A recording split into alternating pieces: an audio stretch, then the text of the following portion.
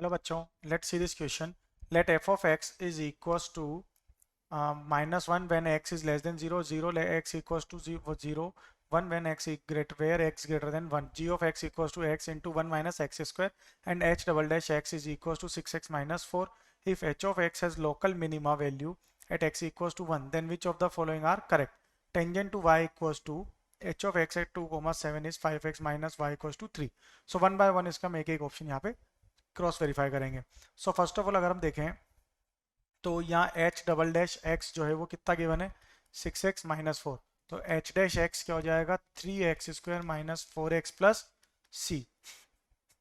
ठीक है. और एच ऑफ एक्स अगर हम देखेंगे, ठीक है, या फिर यहाँ हमें एक वैल्यू भी गिवन है एच डैश एक्स तक की रकम लेंगे तो h of 1 x equals to 1 पे क्या गिवन है, इसका local minima value equals to 5 given है, यानी कि h dash 1 equals to 0 and h of 1 equals to 5 given है.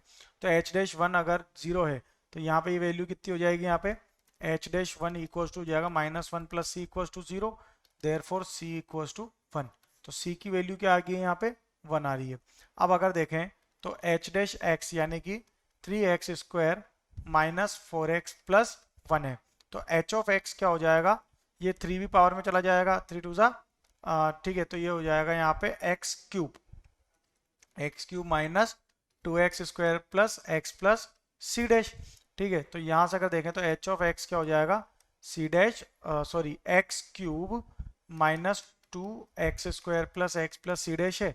ओके. तो यहाँ पे एच ऑफ 1 की वैल्यू क्या गिवन है, h of 1 equals to 5 given है.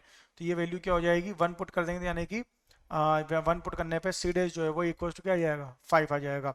अब अगर देखें तो ये एच ऑफ एक्स हमारा क्या बन जाएगा, h of x equal to हो जाएगा x cube minus 2x square plus x plus 5. ये एच ऑफ एक्स की वैल्यू आ जाएगी. ठीक है. तो यहां तक तो हमारा एच ऑफ एक्स आया है. अब फर्स्ट पार्ट इसका देखें अगर, that tangent to y equals to h of x at 2, 7 is 5x minus y equals to 3.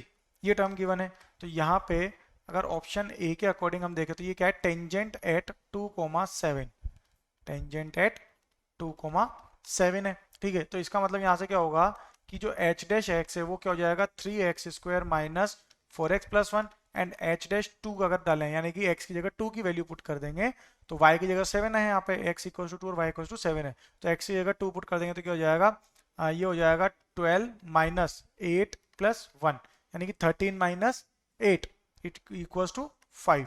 ठीक है. तो इक्वेशन ऑफ टेंजेंट क्या आ जाएगा, equation of tangent. So equation of tangent will be y minus 7 equals to 5 of x minus 2. ठीक है. अभी जो सिंप्लीफाई कर देंगे तो ये इक्वेशन बन जाएगी y equals to 5x minus 3. ये हमारी इक्वेशन आ रही है y equals to 5x minus 3. Okay. तो यानी कि अब इसे सिंप्लीफाई करें तो ये क्या हो जाएगी y minus 5x equals to, ये यहाँ से हमारी जो वैल्यू आ रही है y equals to 5x minus 3 आ रहा है. तो इधर चला जाएगा तो वैल्यू सेम ही आएगी. It means option A is correct. अब ऑप्शन बी के लिए देखते हैं. Area bounded by y equals to h of x, y equals to g of f of x between x equals to 0 and x equals to 2 is 32/3. तो इसके लिए अगर देखें तो यहाँ से अगर हमें क्या मिलेगा, 4x टेंडिंग टू 0 टू 0,2 है. तो यहाँ से अगर हम देखें तो y इक्वल्स टू क्या हो जाएगा 9 सॉरी ये क्या था हमारा g of f of x given था. ठीक है. तो क्या हो जाएगा g of 1 equals to 0.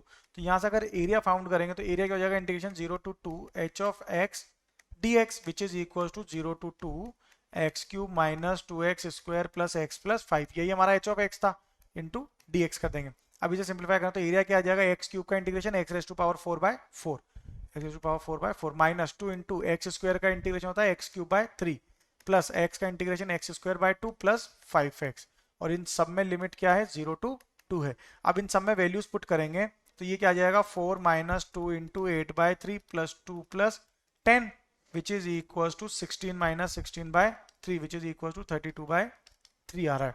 Okay. तो ये वैल्यू कितनी आएगी 32/3. यही हमारी इसकी वैल्यू आ रही 32/3. It means option B is also correct.